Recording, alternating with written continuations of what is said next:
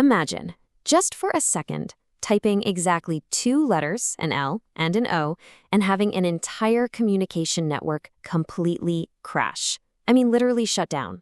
Well, that is exactly what happened back in 1969 during the very first connection attempt of what would eventually become the internet. Now contrast that, right, with today, where platforms like TikTok are seamlessly processing billions, yes, billions, of metadata signals every single second. So how did we get from a 2-letter system failure to this massive global digital nervous system we use today? Well, let's dive into this explainer and find out. Our journey today is going to span 4 major evolutionary leaps. We'll look at building a resilient network, inventing the Web 2.0 revolution, and finally, the misinformation age. All right, let's kick things off with part 1, building a resilient network.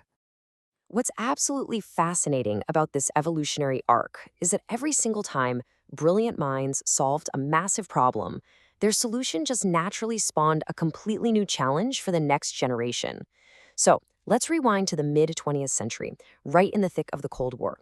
Governments were facing this terrifying problem: how do you keep strategic communication alive during an attack? Traditional telephone networks relied on centralized switching, but a centralized network is dangerously vulnerable, because if a single key hub is destroyed, the whole system just goes dark.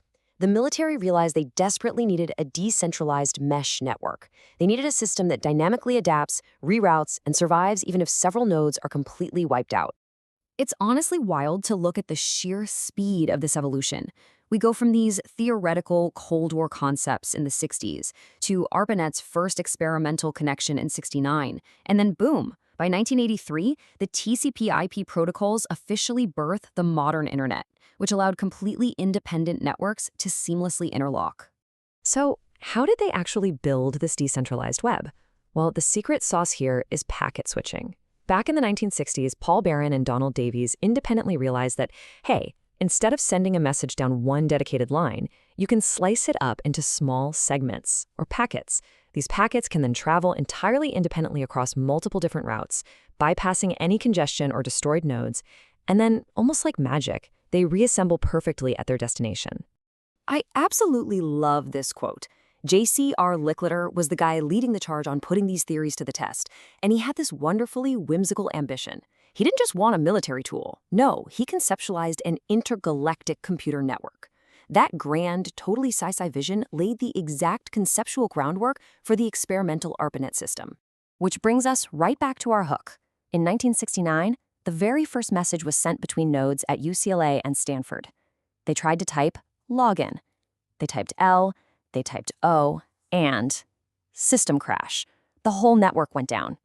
It is such a great, humanizing anecdote that proves how monumental, world-changing infrastructure often starts with incredibly humble beginnings. Moving right along, here's part 2, inventing the web. So by the late 1980s, we had interconnected machines, which was great, but the network was entirely confined to specialists.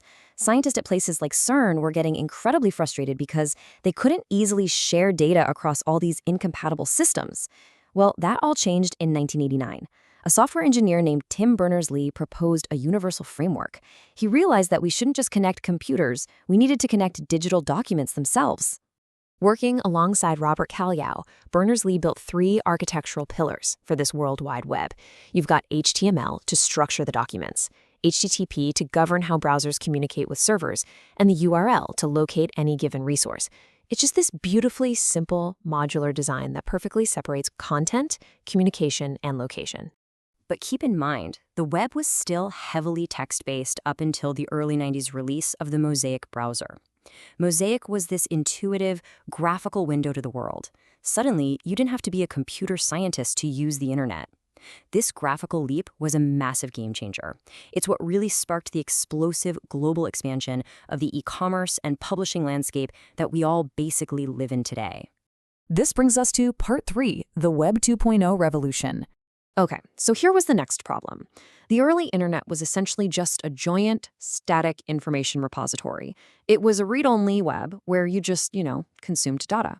But as broadband and smartphones started to explode, Web 2.0 shifted us into a fully interactive social environment. Billions of users stopped being mere consumers and instantly became the primary producers and distributors of content.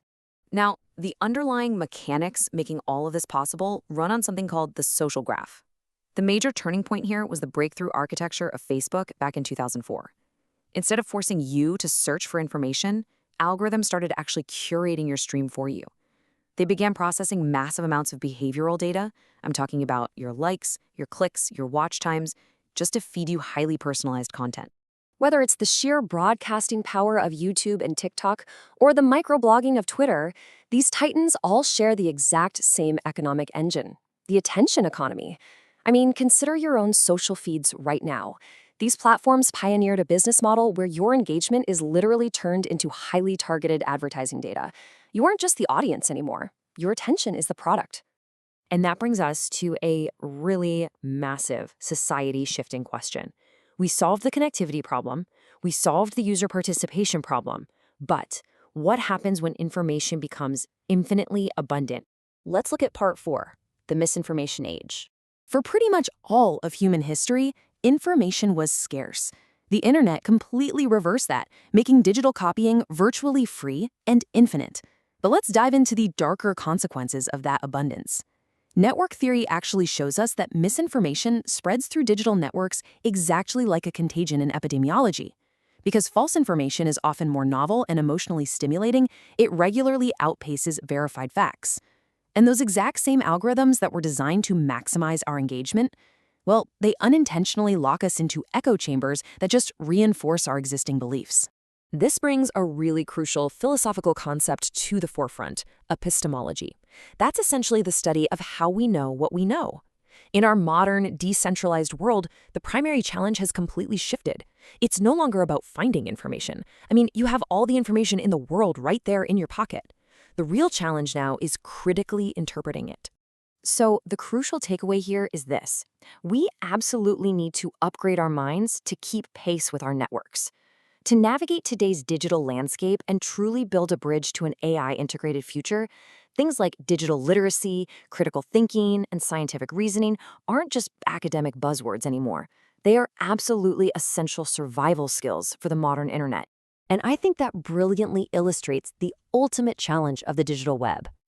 We've journeyed all the way from a 2-letter crash in 1969 to a world where everyone is a broadcaster and data flows like water. So I'll leave you with this final provocative thought to chew on. In an era of infinite information, how do you know what you actually know? Keep questioning, keep learning. And hey, thank you so much for joining me on this explainer.